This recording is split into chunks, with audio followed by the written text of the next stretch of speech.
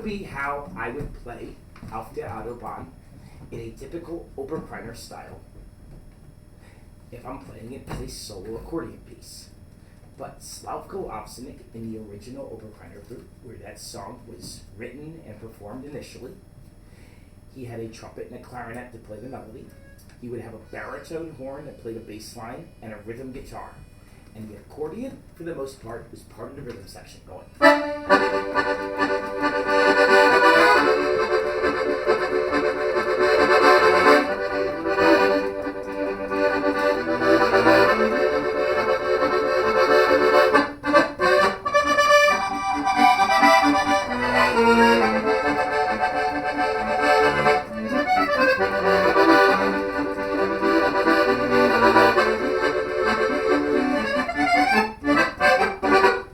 So you'll put little fills in where there's a break in the melody, and you'll hear dynamic swells and back and forth, and you're working with the other musicians.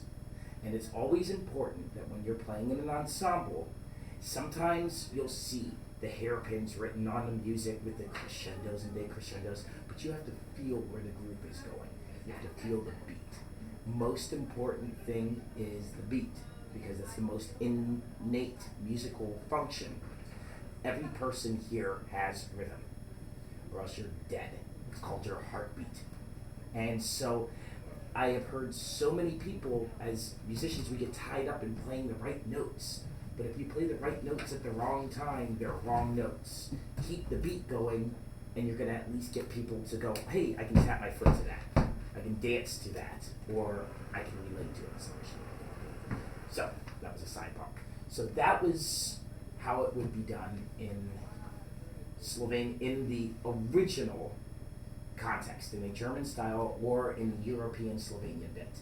Now, is that one a dry tune box? Or it's not real dry, but I can get. Yeah, if we can go, because now I want to just take a little bit of the exact same song, just so that you can get a frame of reference. I'm going to play it in a Cleveland Slovenian beat. So the subdivision of the rhythm is going to be slightly different. Now let's see here. Isn't it awesome that he has all these different instruments here? It was like, I'm glad my accordions are buried in the band because I get to try other instruments. You know, it's. Okay, here we go. All right, good. So, first of all, the Cleveland Slovenians and Wisconsin, they like a drier tuned accordion. This is a wet musette. You know, it sounds pretty. They want it to pierce.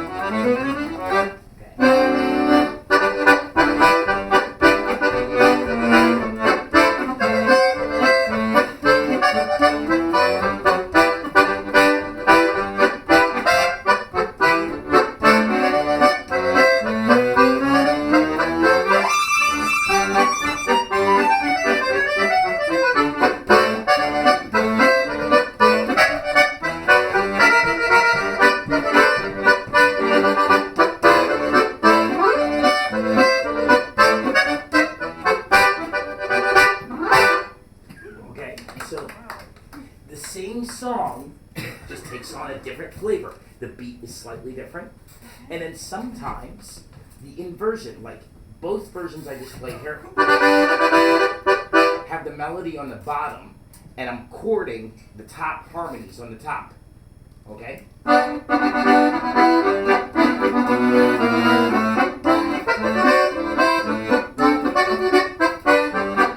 In more conventional harmony, you're going to put the melody on top and the harmony on the bottom. Now, in many of the Slovenian bands, in American Slovenian bands, you'll have two accordion players. So I can have one guy going while the other one's going.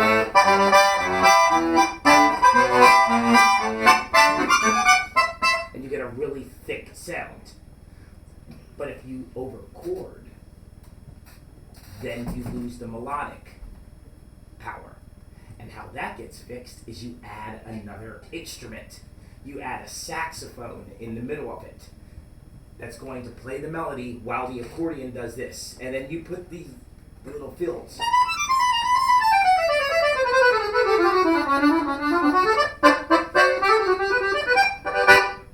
And that adds more to it.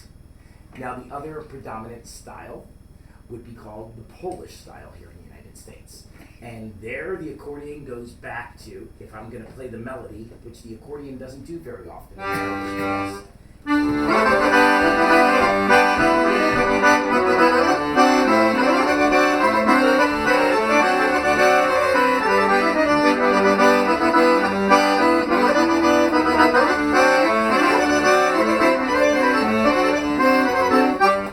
So you have this real mushy, and you get what is called the honky sound. And the accordion, like we have what we were doing with the Oberkreiner sound, generally you'd have that melody now played by a trumpet and a clarinet, or two trumpets. And the accordion goes to being a rhythm instrument.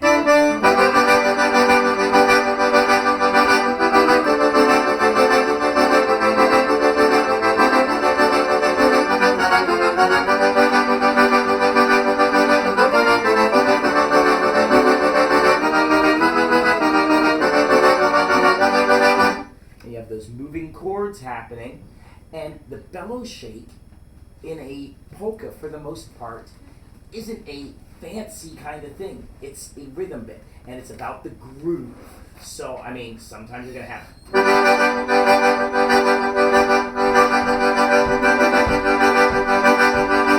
as opposed to... where I'm accenting the beat. The accent on one in an Eastern style band, or an accent on the offbeat. It's a very subtle difference, but it all depends on how the drummer plays, or how your melody, where you're subdividing the beat. Okay? Now, some of this stuff after a while starts going, whoa, you're glazing me over, because... So, can I ask a question? That's exactly what I was just going to ask for. So I guess when you're playing Oberkreiner versus the bellows shake kind of rhythm, like they're both basically the same kind of rhythms. Like you're just going, adding in beats. But like, would you do the same kind of thing with the Oberkreiner? Is there like typically where you put the stresses or accents, or is it? You can, because a lot of time, da da da da da da da da da da da da. Da, da, da, da, da, da, da. Generally, in the more authentic version, the Oberkreiner bands don't have drums. So it's a more downbeat laden rhythm. Da da da da da da da da. But when the Oberkreiner beat started being brought over to the United States and was mixed up with the other stuff, and there was a drummer going ba ga ga with a snare drum on the second beat. All of a sudden, Hank Haller, when he goes to play, when you'll hear him play, you'll hear instead of, because he puts the aggression at the end, But that's all those different idiosyncrasies, I mean, in a lot of cases, the actual musicians that created this stuff, they didn't sit down and say, we're going to accent here, we're going to accent here, we're going to do this. No, they just made the music, and so now it's up to us to analyze it, and it's very easy to get into paralysis by analysis. And at the same time, by breaking it apart is how we can figure it out. So everybody has to determine for themselves what's the level that they need to know. And then other people are like, it's just a polka, come on, how can there be so much to it? But like any other form of music, I mean, I studied jazz intensely, not on the accordion. And the history, and when you sit there and start seeing the differences in the rhythms and in the harmonies, the same thing happens in polka, it's going to happen in bluegrass, it's going to happen in country, it's going to happen in rock, so it's there. So, other questions? Toby's like... I got a question. Yes, Dallas. This might be jumping ahead, so... Well, I mean, that's what we're all... Are you leaving? I have homework to do, I'm sorry. I'm gonna cry. I'm getting overclipped. I'm sorry. It's okay. It was a pleasure to meet It's a pleasure you. to meet you too. I wish I could stay longer. Okay. Yes, sir. What do you consider the Alex Meixner style? Well, I would say that it is something that is in a state of development. I have spent, I'm going to be 37 now, and I have been playing the accordion since I'm 4. So in the last 33 years, I've spent a lot of time studying these different styles. And it's only been the last year or two that we're getting away in my band from saying German, Slovenian, Polish, because it's assumed that it's there. And with the amount of rock tunes that are throwing into the repertoire, that I do a lot of stuff in the more progressive polka vein, like a Brave Combo, because I've worked with them, and that kind of bit. So it's a hodgepodge. And isn't it that way with most music? You know, I mean, like if you look at the musette tradition, you know, I mean, as the guys go further on, it takes, and girls, I'm not being sexist here, I'm just, it takes a while to develop our own voice. You know, I mean, you've been playing for how many years? Is there a specific Dallas Vietti only sound? It's a state of development, I think. You know, and I think time will tell what the Alex Meixner sound is. I guess my question was, and I appreciate your answer, was are there things that you feel like you do, you know, when you're doing your thing, like, you know, when you're not doing a Slovenian or doing a Cleveland thing, is there, like, I'm just curious, is there anything that, like, I don't really think anybody else does this, but I do this, like, this is how I do it? If I were to sit down and analyze everything I do, I would probably find there's only 12 notes. And there's only so many types of ways we can play the rhythms. So I could probably, if I were to sit down and analyze my own stuff, find that I stole it from somebody. It's just that I put it in a different context. You know, 2 famous jazz saxophone players, Joe Henderson and Michael Brecker.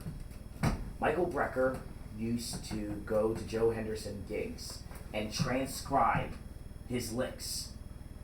And Joe Henderson claims that everything Michael Brecker played, he played before him.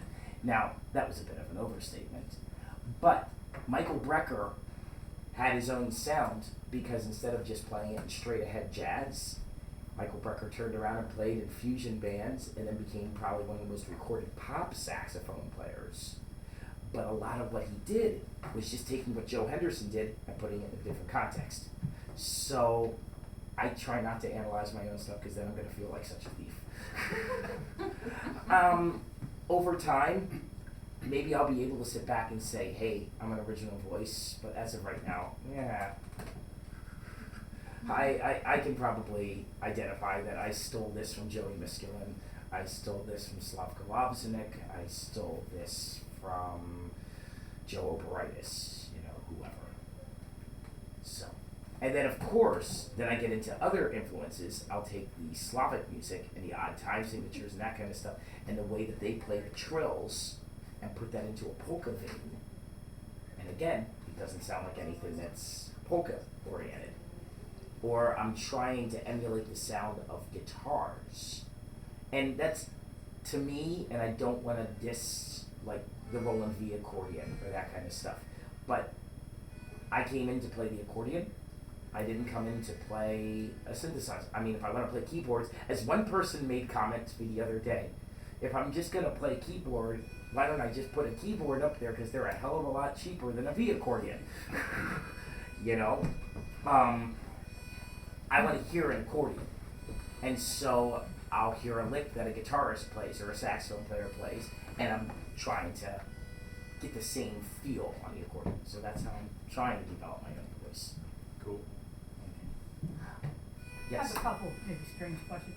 I'm actually not sure what makes the polka a polka. How do you Okay. define polka? And then also, I'm from Cleveland. I'm curious- sorry. No. You got out as fast as you could. No, we're actually playing in Cleveland on Tuesday. I saw that at Beachland. At Beachland, yeah. Yeah, good. So, What distinguishes, say, I think you mentioned Slovenian Cleveland polka from a Wisconsin? I mean, is it actually how should I say, the music itself, or is it the individual musicians who happen to be living in Wisconsin, and so they develop, you know what I mean? Yes, exactly. How much does that have to do with Slovenia, and how much with the individuals? well, the interesting thing about that is that what we call Slovenian style now, if you go to a Slovenian style polka festival and listen to Slovenian bands, 95% of them cannot sing one lick in Slovenian. Really? And most of them aren't Slovenian, and I'm not saying this as a criticism, I'm just stating a fact. Sure. Don Wotilla from Cleveland, his band will actually be able to sing songs in Slovenian, which is completely and totally ironic because he's Slovak, not even Slovenian. And same thing, like my band will sing more stuff in Slovenian than most of the actual Slovenian bands, but that's just because I went and learned that.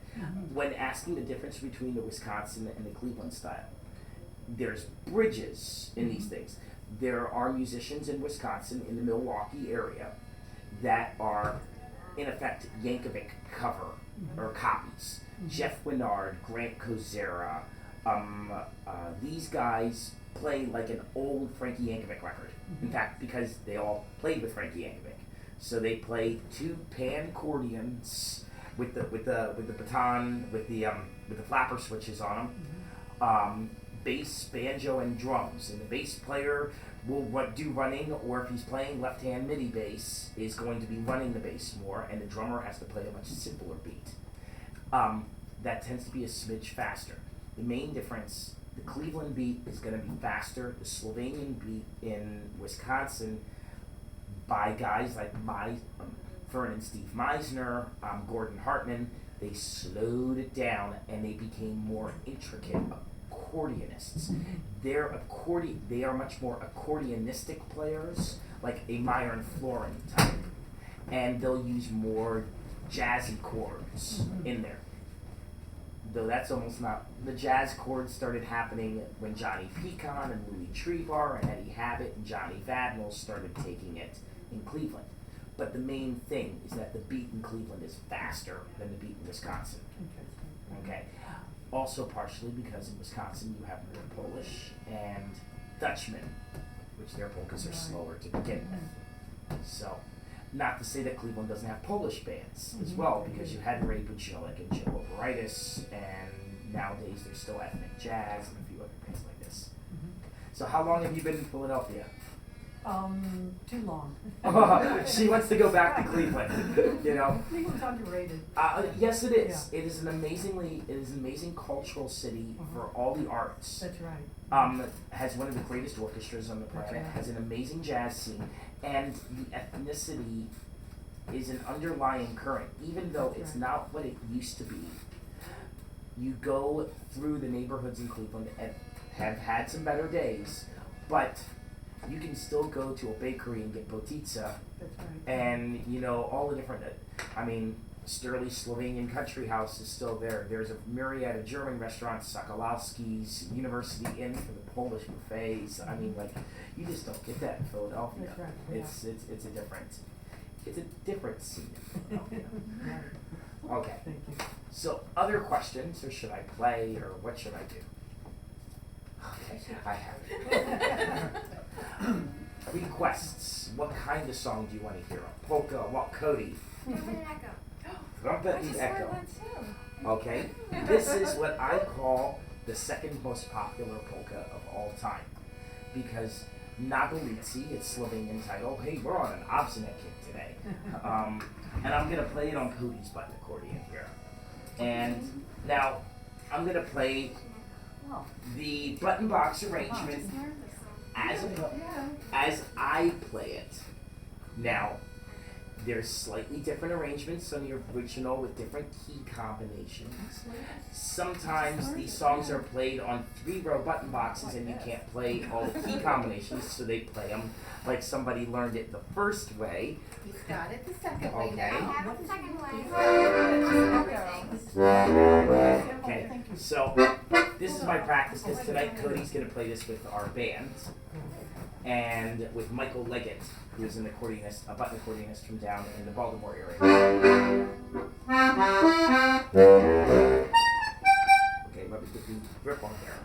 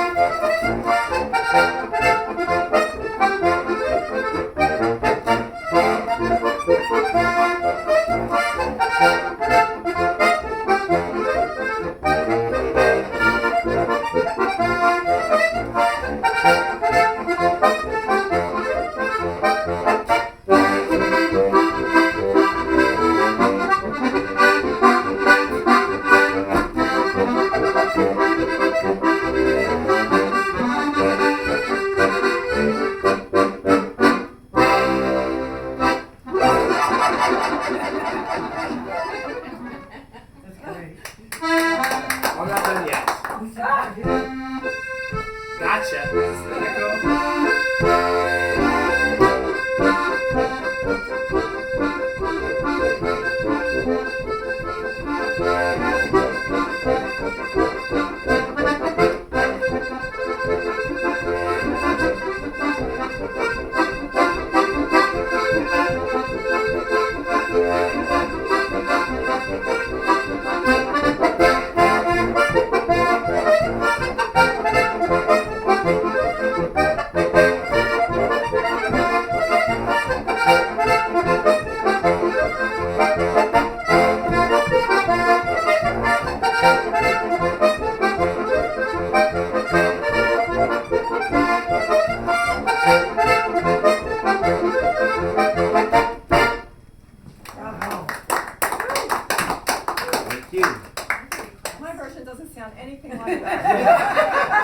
Well, maybe that's the Alex Meixner style on it. Right. Beef, it's what's for dinner. It's what's for dinner. I can't think of the name of it. Hoedown. Hoedown. I do Aaron Copland's Hoedown mixed up with a fiddle tune called the Orange Blossom Special.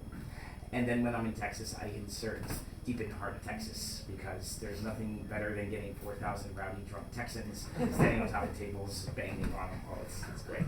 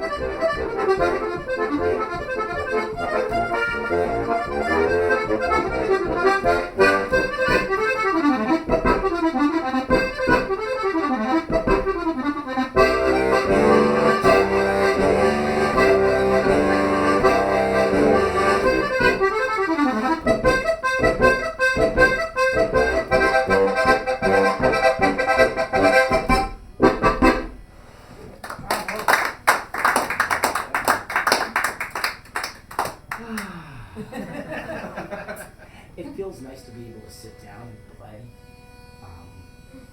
Because many times my stage show requires, and it's a very energetic music, and my drummers push me, and so I jump around the stage, and it's nice to be able to sit here and actually go, whoa, can I think about playing the right notes today?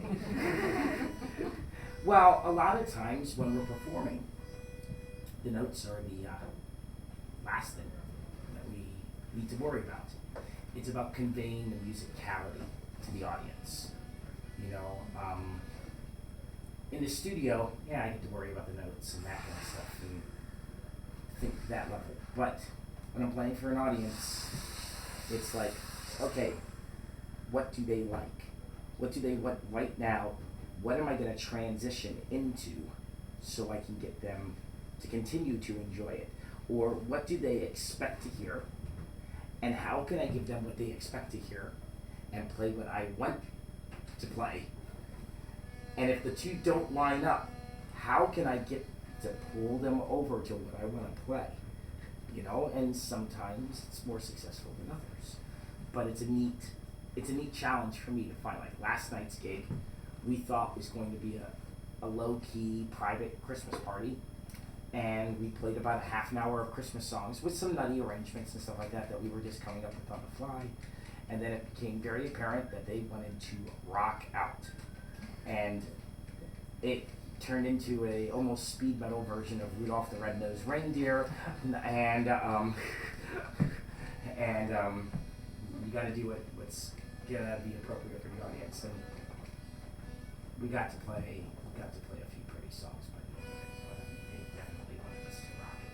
So, okay, other requests, other stuff. What do you want to hear? What should I talk about? I have a question. Yes. All songs you play, do you actually know the notes, the names of the notes? Is it mostly finger memorization, combination of both, or?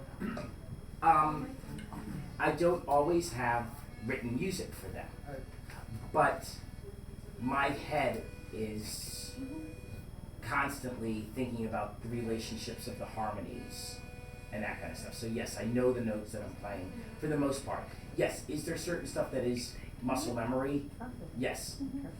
But for me, I have done so much music theory studying, which was to my detriment at one point.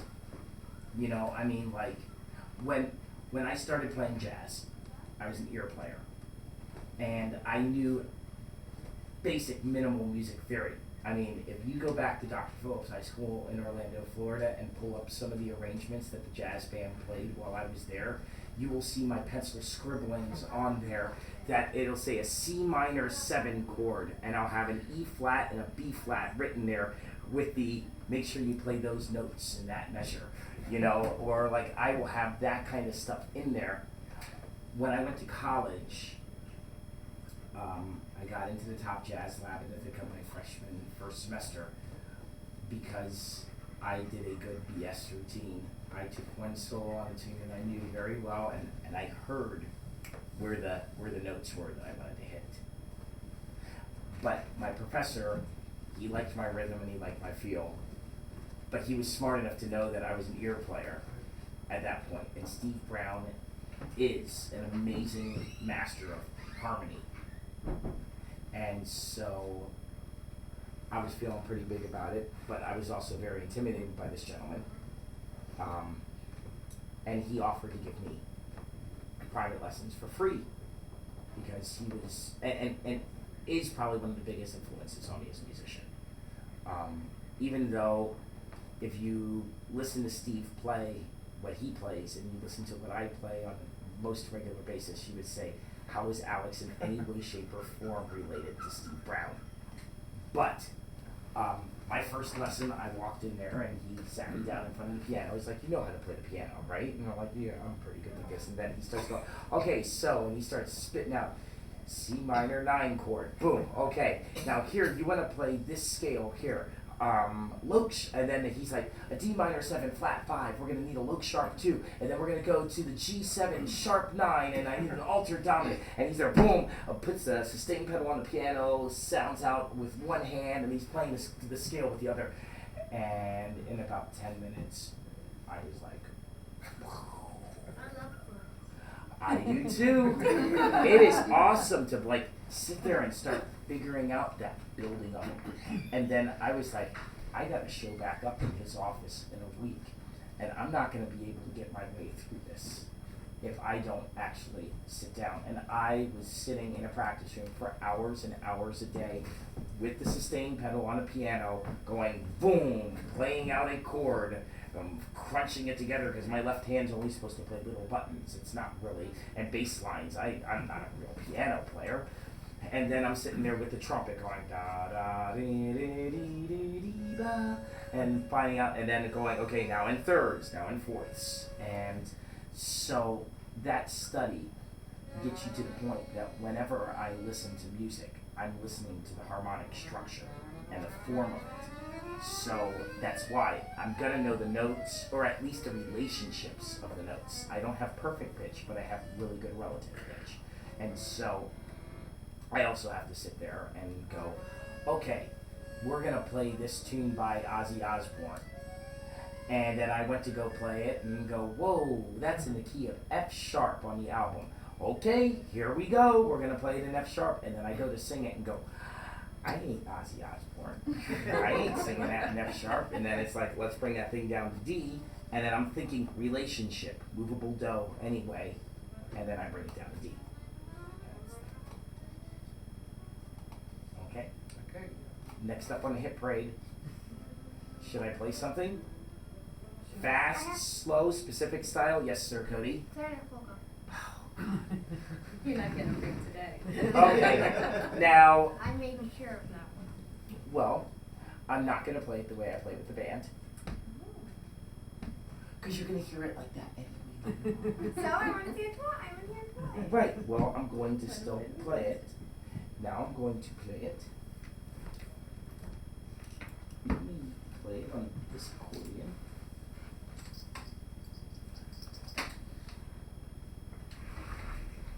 I'm going to try to do a stylistic interpretation of different. I'm going to make up a version of the clarinet polka right now.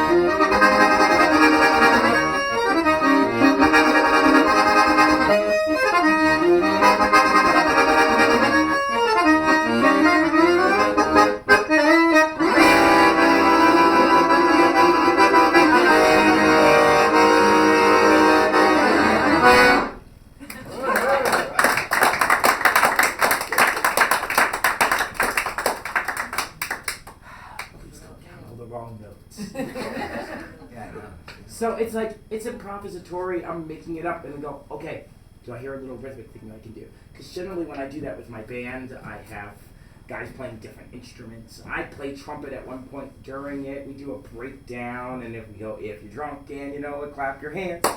You know, and that kind of stuff. That's for the over 21 audience. Cody, not before you're 21. We're talking about eggnog here. Exactly. Okay. So we have new people. Yes. One question for you. As you're traveling around, what's the most common things that are requested? Is what we expect? Is it like beer barrel polka and the chicken dance, or do you get other more unusual requests commonly? It all depends. When we play beer gardens and the crowd is not accordion or polka centric, sometimes we will get the standard Pennsylvania polka and beer barrel polka requests, or du willst mit dem Herzen, or Eselscheiß, you know, I mean, you get those requests. And then they'll hear us play one rock tune, and then it's like, oh, Don't Stop Believing, The Final Countdown, you mean you don't play Safety Dance? And so it's all over. We play at certain venues where they know the repertoire that we play, and so there are certain songs that I can't get out of playing. The Devil Went Down in Munich when I play at Stouts, you know, or that kind of thing, you know. But then a lot of places, people will be like, just do your thing, because we're constantly adding new tunes to the repertoire with the band and that kind of thing. And I don't get to practice as much as I used to, or as much as I wish that I did, you know. I don't know what I was doing, because I thought I was really, really busy, and now I know busy. With 3 kids at home, and the amount of road work that I do, the amount of, I get more maintenance practicing done, not actual practicing, you know, and that. So we have new people in here. And are you accordionists? No, our daughter is, yeah. So she's looking at accordions downstairs, and we just heard about this. So Oh, well, super cool. And how did your daughter get involved in the accordion? She lives on a farm, and there was someone who taught her some of the beginning, Farm some without of the electricity, basics, such and a then perfect she just instrument. learned on her own. She played flute, piano. She also plays flute. Okay, it's really interesting to know, because for many years I was doing a accordion festival that's now not running anymore in Kimberley, British Columbia, and I was judging accordion competitions for up to 8 hours a day for 5 days. And the amount of young people playing accordion in Idaho, Montana, Alberta, Saskatchewan, Washington is pretty amazing. And a lot of it is because they live in very remote areas, and they want an instrument. They can't play in a school band because, well, when you're being homeschooled, you know, and there's maybe 3 siblings, you know, I mean, or, you know, so the accordion is a very versatile instrument that allows you to do so much and play so many different kinds of music. So, see? No. Do you know the Red Horse? The Red Horse, das rote Pferd. Okay, now He the knows that. the fun thing about that is that it's not the Red Horse. That is not the actual title of it. Dallas is going to tell me the actual title of it when I play it. It is a French song that the Germans stole and put a funny little dance to it, and it became. In fact, Cody, do you want to dance it for us? Okay. Okay, now I need to do it somewhere with no accordions. Yes. Let's not take an accordion Well, out. we need to get you on the camera, too. So you can stand right over here. No camera. You No got that. camera. There's the band name. Now, there was a Slovenian band leader in Cleveland many years ago who called this tune Frenchie's Polka. His name was Art Perko, and he did it as a polka, but we'll do it at a tempo that Cody can do the dance at. And don't worry, your dad is videoing it for you.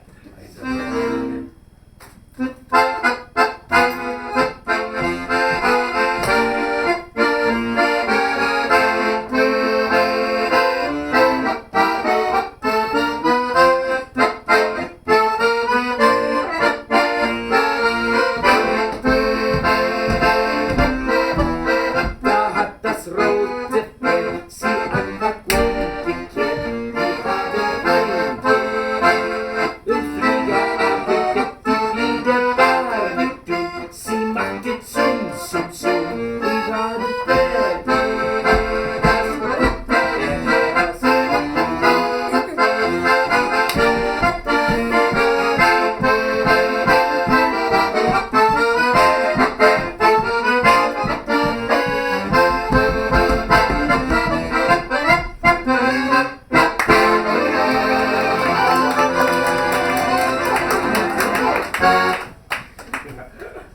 What's the actual title of I that? do know the title, but I want to see if anybody else, does anyone else know it? It's My Lord. My Lord, I just knew that I haven't when He asked me. when I first was told that this was a song that there was a German dancer. I was like, what? And I couldn't remember the name of it, so it just says in the top of the book, Edith Piaf. Yeah. So I mean, it's just like. It has all these huge slow downs. Ba, da, Yeah. da, and then they speed it up, you know. But if I was in Cleveland, then it would be played.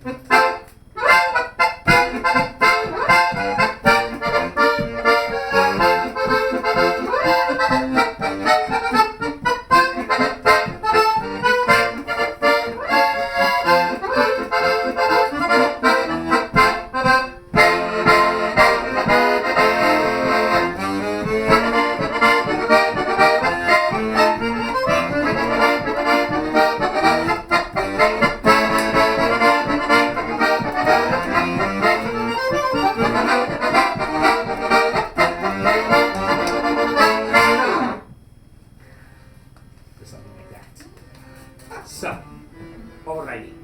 What time is it, by the way? I took a few my meter, I will be back. It is Oh, 1:38. I don't think they charge Yeah, today. today's It's Saturday, like free parking. After 11, they're not charging. Yeah, Right, Bert? but I think there's a 2-hour limit, right? Oh, is there? What's that? Well, that's what it looks like, is a 2-hour limit. My, but- my ticket runs out at 2 o'clock. Be safe, Michelle, that's what I say. Is it? Good. Okay.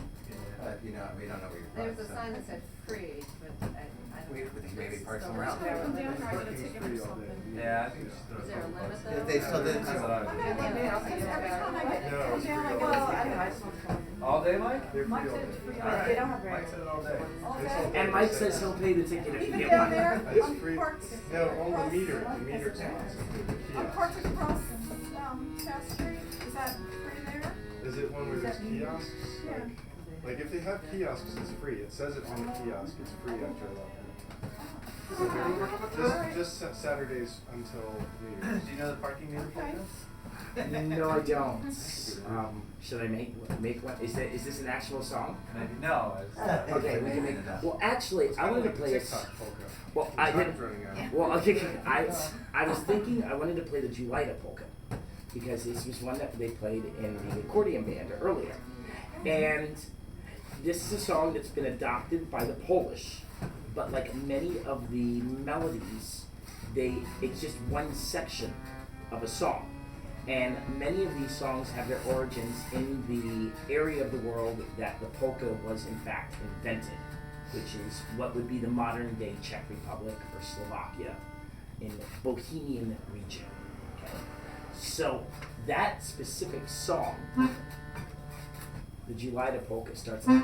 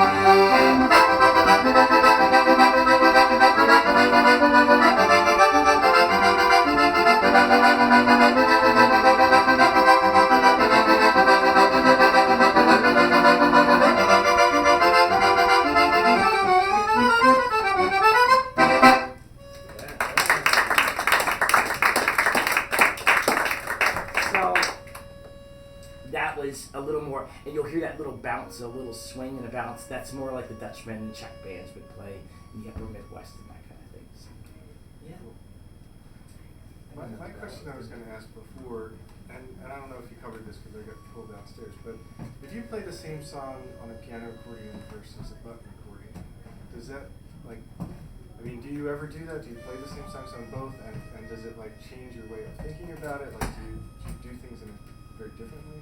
Well, just the construction of the musical systems makes you, because a piano keyboard accordion is built on a piano keyboard, which is a scalar instrument. Okay? So it is a lot easier to go on here. When I go to the button accordion, it is built on chords. So that makes certain licks come out easier or harder on them. In order to just play that scale, I have to play.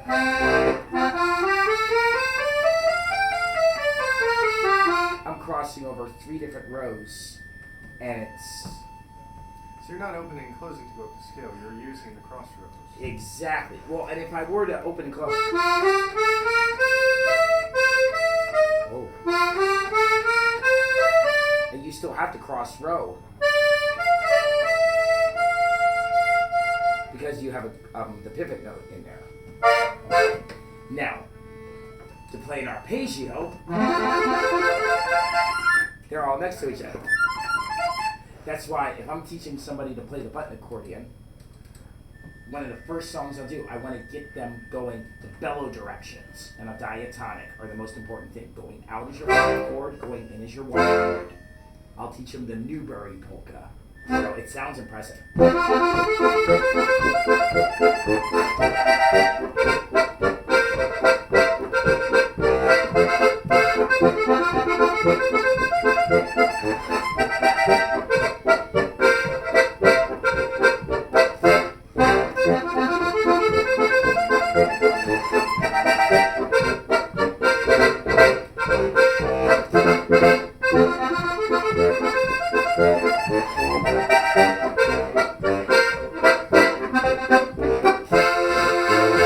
Okay, to play that same song on the piano accordion, I have to step around.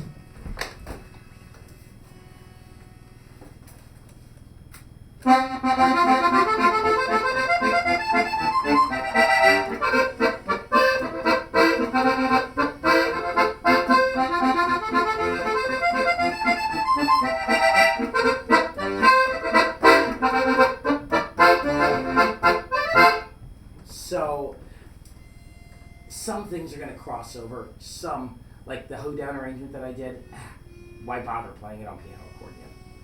You know, and so, but then there's times that I'm on stage and it's like, oh, I'm in the middle of a set and I don't want to switch accordions, so I have to figure out a way to play this song on one or the other. And so that's, again, I'm thinking in music theory terms. That's what helps get me through all of that. So, well, I probably have time to play 1 or 2 more songs. Request line open. I'm assuming that these are your parental units. And so, what kind of music brought you to the accordion? I heard you lived on a farm, and what music makes cows give the best milk? I mean, Goats. Well, I started playing accordion because I really love Klezmer and Eastern European, and I used to play it on flute, but I can't. I don't have anyone in Missouri really to play with me. Where in Missouri? It's near Kirksville. Okay. Around Columbia. Yeah. Yeah. Okay, good stuff. Yeah, but then I play old time when I'm there too. Okay, I really so like old time. okay. So you're not a polka girl? I do. I know. Yeah, not very many polkas. Yeah. I would like playing more. Well, there's a few polka type things going on in the St. Louis and Kansas City areas because there are large concentrations of different Slavic cultures out there. Not as much as they used to be. Yeah. Yeah. So let's see here. On a side note, when you said about the cows, what accordion music do the cows like make Yeah. the best? There's a YouTube out there of a guy playing accordion, and the cows are all like way out in the field. And as he's playing, they all start coming in. They're like drawn by the accordion. It's really Do you know what? It's just, there's so many things that can be said in very beautiful and appropriate terms and very inappropriate terms as well. So let's see here. I think the punchline to that joke is that you play until the cows come home.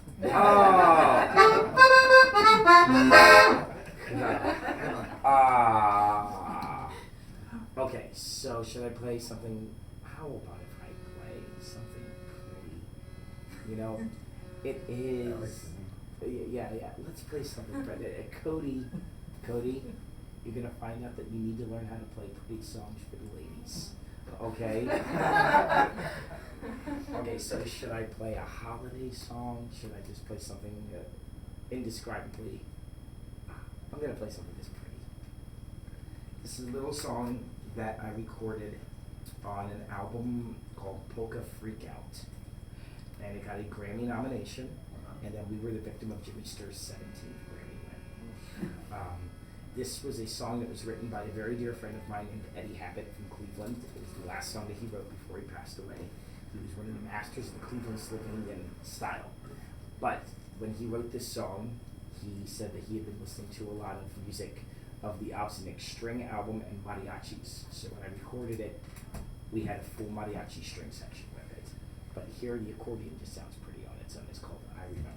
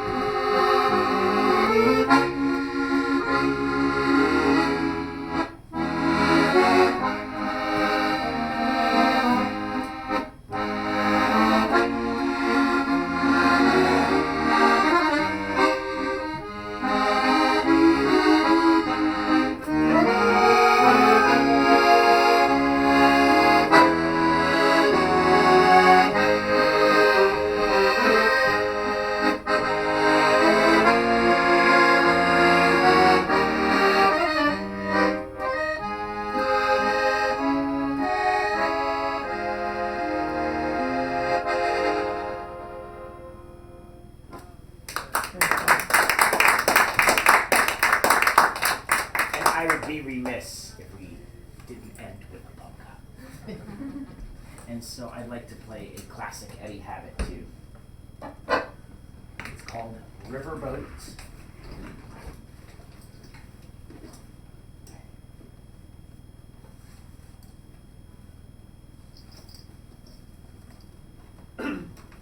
Eddie Habat? Eddie Habat was one of the seminal Cleveland accordion polka guys in the late 40s, 50s, 60s. Oh, wow. And Habat. And he was a rocking guy. There's a lot of stories I will tell you another time. And this is one of my favorite tunes. I recently recorded it, and will hopefully be having an album coming out on Smithsonian Folkways, where I'm collaborating with Max Baca, who is one of the world-renowned masters of the bajo sexto, a Mexican guitar that plays bass and chords at the same time. And Smithsonian Folkways? yeah, we've been It's a working. big freaking deal. Yeah, we've been working on that. Nice, man. So the album will probably come out in another 5 years because we've been operating on, in quotes, Mexican time with the actual recording of it. But so we took like Slovenian and Austrian polkas and played them with the Mexican rhythm section, and then took Mexican and Indian polkas of Max's family and played them with a European American rhythm section. So Meaning like native? yeah, because Yeah, the chicken indigenous. scratch music, the chicken Wow. scratch accordion music that the Navajos play, it's stuff to check out. It's some pretty wild stuff with 2-row button boxes and that kind of thing. So here we go with Repertoire. 1, 2.